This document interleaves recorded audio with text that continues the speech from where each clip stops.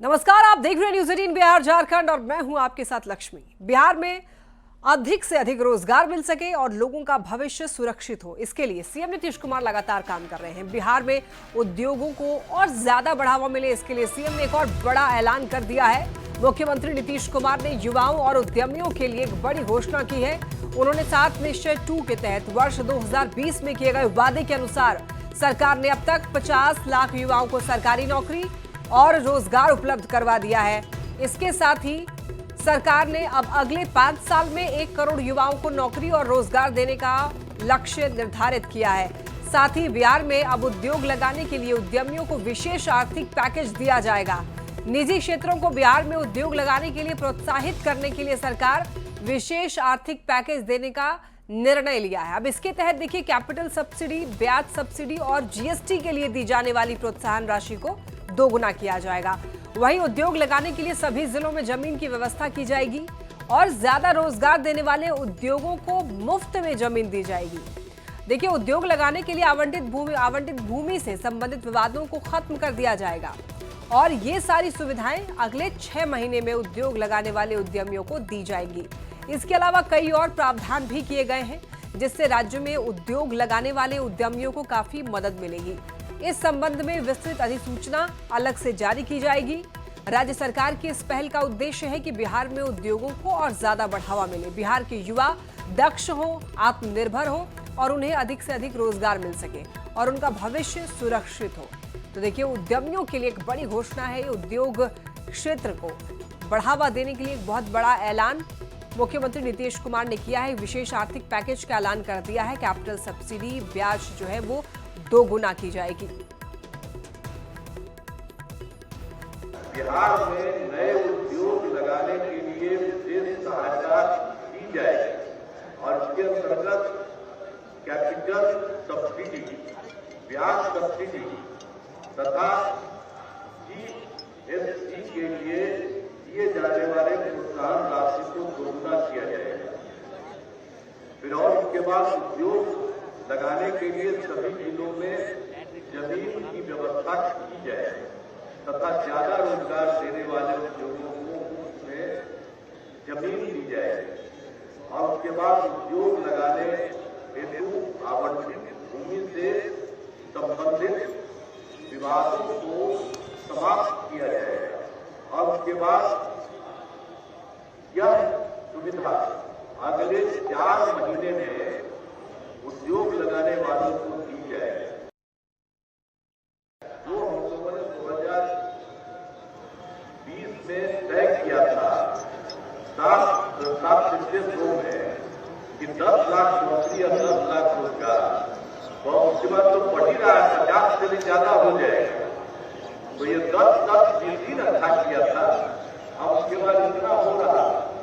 अब उसके बाद हम लोगों ने तय किया है इसके अगले 5 वर्षों में, इसके बाद जो होगा तो उसके अगले 5 वर्षों में 1 करोड़ युवाओं को नौकरी और रोजगार देना तय किया जाएगा। ये तय किया गया। नीतीश सरकार ने अब तक 50 लाख युवाओं को सरकारी नौकरी और रोजगार उपलब्ध करवाया है। इसके साथ ही सरकार ने अब अगले 5 साल में 1 करोड़ युवाओं को नौकरी और रोजगार देने का लक्ष्य भी निर्धारित किया है। अब इसी पर देखिए, राजनीतिक बयानबाजी तेज हो गई है। और नौकरी और रोजगार ये इनके डिक्शनरी में नहीं है। इनके द्वारा वैसी ही बातें की जा रही है जैसे भारतीय जनता पार्टी ने 2014 के चुनाव के पहले लोगों से कहा था कि हर साल 2 करोड़ नौकरी और रोजगार देंगे, लेकिन 11 वर्षों में इन्होंने करीब 8.5 लाख नौकरियां दी हैं और जहां 22 करोड़ नौकरियां मिलनी चाहिए थी, रोजगार मिलना चाहिए था। लंबे अरसे तक मोदी जी के साथ गठबंधन में रहने के कारण अब नीतीश कुमार जी को भी फेंकने की आदत लग गई है। 50 लाख को रोजगार दे दिया। कहां है वो 50 लाख लोग? किस जगह पे रहते हैं? कौन 50 लाख लोग हैं जिनको आपने 20 साल में रोजगार दे दिया? बिहार में तो नहीं दिखता कोई। अरे आपने 1 लाख करोड़ का घोटाला किया है, ये सच्चाई है, रोजगार नहीं दिया है। हम जो कहते हैं वह करते हैं। डबल इंजन की सरकार का यह वादा है कि जो जो वादा करेंगे पूरा करेंगे। 50 लाख नौकरी रोजगार का वादा हमने किया था, उसको पूरा किया और इस बार अगले 5 वर्षों में माननीय नीतीश जी ने जो घोषणा किया है कि हम लोग 1 करोड़ नौकरी और रोजगार देंगे, तो तय मानिए वह दिया जाएगा और बिहार के युवाओं के स्वर्णिम भविष्य के लिए एक स्वर्णिम काल लिखा जाने वाला है। बिहार के युवाओं को आदरणीय नीतीश कुमार जी पर विश्वास है। आदरणीय नीतीश कुमार जी जो कहते हैं उसे पूरा करके दिखाते। उन्होंने कहा था कि 7 निश्चय 2 के तहत हम 50 लाख नौकरी और रोजगार देंगे। उसे आदरणीय नीतीश कुमार जी ने करके दिखाया। लेकिन जो पहले थे, जिन्हें बिहार की जनता ने मौका दिया था, वो केवल अपने बेटा बेटी और परिवार के लिए चिंतित थे। और नीतीश कुमार जी ने फिर कहा है कि अगले 5 वर्ष में हम 1 करोड़ नौकरी और रोजगार देंगे। उसे भी नीतीश कुमार जी करके दिखाएंगे। एनसीईआरटी ने एक विशेष मॉड्यूल जारी किया है। इसमें भारत के विभाजन के लिए 3 लोगों को जिम्मेदार ठहराया है, जिन्ना, कांग्रेस और माउंटबेटन। मॉड्यूल में यह कहा गया है कि विभाजन अनिवार्य नहीं था, बल्कि गलत विचारों और निर्णयों का परिणाम था। और देखिए, इसमें जिन्ना को पाकिस्तान आंदोलन का नेता बताया गया है, कांग्रेस को विभाजन स्वीकार करने वाला और माउंटबेटन को इसे लागू करने वाला बताया गया है। इसमें नेहरू और गांधी के विभाजन पर दिए गए बयान भी दिखाए गए हैं। और ये मॉड्यूल क्लास 6 से लेकर के 12th तक के लिए अलग अलग तैयार किया गया है। एनसीईआरटी ने विभाजन विभीषिका स्मृति दिवस पर 14 अगस्त पर एक विशेष मॉड्यूल जारी किया है, जिसमें भारत के विभाजन के लिए 3 व्यक्तियों को खासतौर पर जिम्मेदार ठहराया गया है, जिसमें मोहम्मद अली जिन्ना, जिन्होंने मांग की, कांग्रेस जिसने स्वीकार किया, और माउंटबेटन जिन्होंने इसे लागू किया। भारत के बंटवारे के लिए इन तीनों को जिम्मेदार ठहराया गया है। मॉड्यूल में लिखा गया है कि विभाजन अनिवार्य नहीं था, लेकिन गलत विचारों और निर्णयों की वजह से ये हुआ है। इसमें मोहम्मद अली जिन्ना को पाकिस्तान आंदोलन का वकील नेता बताया गया है, जो कि पॉलिटिकल इस्लाम की विचारधारा से प्रेरित थे। मॉड्यूल में नेहरू का जुलाई 1947 का भाषण का भी उल्लेख यहाँ पर किया गया है, जिसमें उन्होंने कहा है कि विभाजन बुरा है, लेकिन गृह युद्ध की कीमत उससे कहीं अधिक होगी। देखिए, विभाजन पर जारी किया गया स्पेशल मॉड्यूल, अब इसको लेकर के देश भर की सियासत गर्म हो चुकी है। विभाजन विभीषिका स्मृति दिवस पर एनसीईआरटी के मॉड्यूल को बीजेपी प्रवक्ता शहजाद पूनावाला ने सही बताया है। शहजाद पूनावाला ने कहा है कि भारत के बंटवारे को कांग्रेस रोक सकती थी, लेकिन नहीं रोका। नेहरू जी के तो कई सारे बयान हैं पार्टीशन के समर्थन में। तो उस समय पर सत्ता की लालच और तुष्टीकरण की राजनीति से जो गलत कदम उठाए गए, जिसका दंश भारत आज भी भुगत रहा है, जिसमें उस समय पर भी लाखों लोग मारे गए, करोड़ों लोग विस्थापित हुए, हजारों के साथ बलात्कार हुए। आज उसी विभाजन विभीषिका की स्मृति भी हम मनाते हैं, तो कांग्रेस उसका विरोध करती है। कांग्रेस इतिहास से भागना चाहती है जब उसके लिए कन्वीनियंट नहीं होता, वरना कांग्रेस तो इतिहास में ही रहती है। विभाजन विभीषिका स्मृति दिवस पर एनसीईआरटी के मॉड्यूल पर कांग्रेस भड़की हुई है। कांग्रेस प्रवक्ता पवन खेड़ा ने यह कहा, आग लगा दीजिए इस किताब को। कांग्रेस ने आरएसएस को भारत के बंटवारे के लिए सबसे बड़ा विलन बताया है। जब भारत छोड़ो आंदोलन का आह्वान हुआ, कांग्रेस ने तमाम प्रोविंशियल असेंबली से इस्तीफा दिया सड़क पर उतरने के लिए।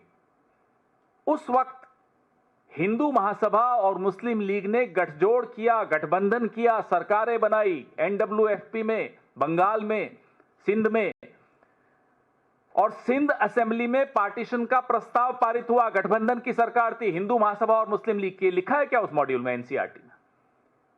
आग लगा दीजिए इस किताब को अगर यह सब नहीं लिखा है तो। यह है हकीकत। यह हिंदू महासभा और मुस्लिम लीग की जुगलबंदी से पार्टीशन हुआ है। इतिहास के अगर सबसे बड़े विलेन कोई हैं तो राष्ट्रीय स्वयंसेवक संघ है। उपराष्ट्रपति चुनाव को लेकर 19 अगस्त को एनडीए की बड़ी बैठक होने वाली है और इस बैठक में बीजेपी उपराष्ट्रपति पद के उम्मीदवार पर आधिकारिक रूप से मुहर लगा सकती है। प्रधानमंत्री नरेंद्र मोदी एनडीए संसदीय दल के सभी सांसदों को बैठक में संबोधित करेंगे और ये बैठक 19 अगस्त की सुबह 9:30 बजे होगी। एनडीए के उपराष्ट्रपति उम्मीदवार का नाम का ऐलान हो सकता है और 21 अगस्त को उपराष्ट्रपति पद के लिए नामांकन भरे जाएंगे। तो सुबह 9:30 बजे 19 अगस्त को एनडीए की बड़ी बैठक होने वाली है और इसको लेकर आपको बता दें कि संसद परिसर में दरअसल एनडीए की बैठक होने वाली है। तो इस वक्त की बड़ी खबर, बड़ा अपडेट उपराष्ट्रपति चुनाव को लेकर, एक अहम बैठक को लेकर यह खबर मिल रही है।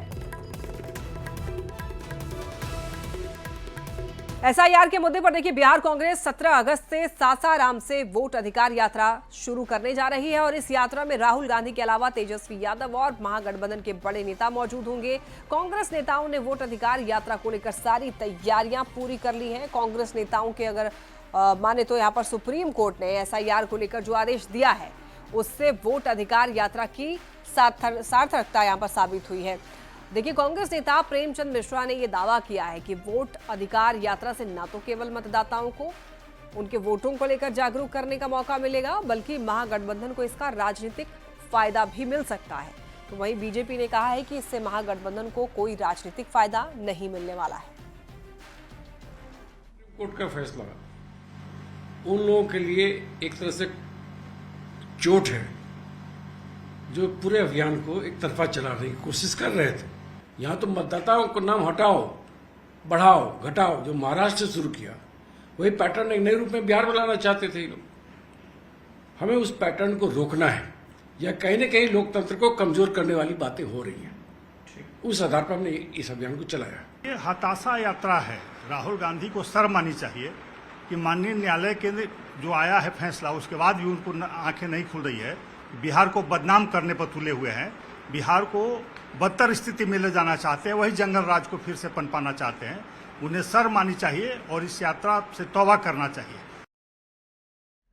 बेगूसराय पहुंचे केंद्रीय मंत्री गिरिराज सिंह ने एक बार फिर राहुल गांधी पर सवाल उठाते हुए ये कहा है, राहुल गांधी बिहार आ रहे हैं, वो सिर्फ नौटंकी करना जानते हैं और नौटंकी करने ही वो बिहार आ रहे हैं। उनका आरोप है कि 65 लाख लोगों का नाम वोटर लिस्ट से काट दिया गया। सुप्रीम कोर्ट ने हल्फनामा दायर करने के लिए कहा, लेकिन आज तक इन्होंने 65,000 लोगों का भी हल्फनामा दायर नहीं किया। सिर्फ बिहार में वोट बैंक की राजनीति के लिए आ रहे हैं।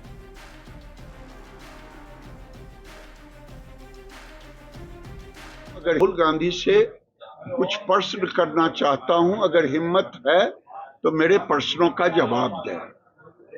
क्या आप जो आरोप लगा रहे हैं 65 लाख लोगों का नाम कटा है, ये आप कह रहे हैं जो कटा है कटा है। सुप्रीम कोर्ट ने कहा है कि चुनाव आयोग वोटर फ्रेंडली है। सुप्रीम कोर्ट ने आदेश दिया है कि जिनका नाम कटा है, अगर दिया है आदेश तो वो पब्लिश होगा। लेकिन मैं पूछना चाहता हूं, अभी तक 65 लाख में 65,000 लोगों की सूची भी दिए होते तो समझ में आता। अगर केवल माहौल बनाना है तो ये बांग्लादेशियों के हाथ में देश को सौंपना चाहते हैं, रोहिंग्या के हाथ में। ये रोहिंग्या मुसलमानों का और बांग्लादेशी मुसलमानों के लिए ये लड़ाई लड़ रहे हैं। केंद्रीय मंत्री गिरिराज सिंह ने राहुल गांधी पर निशाना साधा है। गिरिराज सिंह ने देखिए राहुल गांधी को खानदानी ठग बताया है। उन्होंने कहा है कि राहुल वोटरों को ठगने के लिए बिहार आ रहे हैं। राहुल गांधी रोहिंग्या और बांग्लादेशियों के हाथ में देश को सौंपने की तैयारी कर रहे हैं। देखिए, एनडीए का पूरा कुनबा, बीजेपी और केंद्र सरकार में बैठे लोग श्री तेजस्वी यादव जी, श्री राहुल गांधी जी के जोड़ी से और वोट अधिकार यात्रा से पूरी तरह से घबरा गए हैं। हार निश्चित दिख रही है तो कुछ भी बयान दे रहे हैं। देखिए, कांग्रेस की राजनीति एक पुरानी ठगी की दुकान है और राहुल गांधी इसके खानदानी दुकानदार हैं। आज़ादी के बाद से ही कभी गरीबी हटाओ के नाम पर, कभी रोजगार के नाम पर कांग्रेस का पूरा इतिहास केवल ठगी का इतिहास रहा है। लेकिन बिहार में उनकी ये ठग विद्या नहीं चलने वाली है, क्योंकि यहाँ नीतीश कुमार जी हैं और बिहार की जनता नीतीश कुमार जी को उनके सुशासन और विकास कार्यों के चलते सर आंखों पर बिठाती है। गिरिराज जी, चोरी और सीना चोरी, एनडीए के दलों ने चुनाव आयोग के साथ मिलकर बिहार के प्रजातंत्र को लूटने की कोशिश की, बिहार के नागरिकों के वोट चुराने की कोशिश की, उनके हक और अधिकारों को मारने की कोशिश की उसी प्रजातंत्र को बचाने की लड़ाई लड़ने राहुल गांधी जी बिहार आ रहे हैं। बीजेपी सांसद रविशंकर प्रसाद ने राहुल गांधी की अगुवाई में महागठबंधन की वोट अधिकार यात्रा पर तंज कसा है और ये कहा है कि राहुल गांधी इसी तरीके से यात्रा और पदयात्रा करते रहते हैं लेकिन चुनाव में हार जाते हैं। रविशंकर प्रसाद ने कहा है कि इस तरह की यात्रा का कोई मतलब नहीं है। यात्रा, पदयात्रा, आयोग को गाली देने की यात्रा, संविधान को शर्मिंदा करने की यात्रा, लोकतंत्र को कमजोर करने की यात्रा, उनकी यात्राएं चलती रहती हैं, चलने दीजिए, फिर भी हार जाते हैं। राहुल गांधी की बिहार में वोटर अधिकार यात्रा को लेकर सियासत गर्म है। राहुल गांधी के इस यात्रा पर प्रतिक्रिया देते हुए कटिहार में पीएचईडी मंत्री नीरज कुमार बबलू ने कहा है राहुल और तेजस्वी एसआईआर को लेकर लोगों के बीच भ्रम फैलाना चाहते हैं। वहीं पूर्णिया सांसद पप्पू यादव ने मंत्री के इस बयान पर मुहावरे के माध्यम से जवाब दिया। कहा कि ऊंट बैठ भी जाए तो गधे से ऊंचा होता है।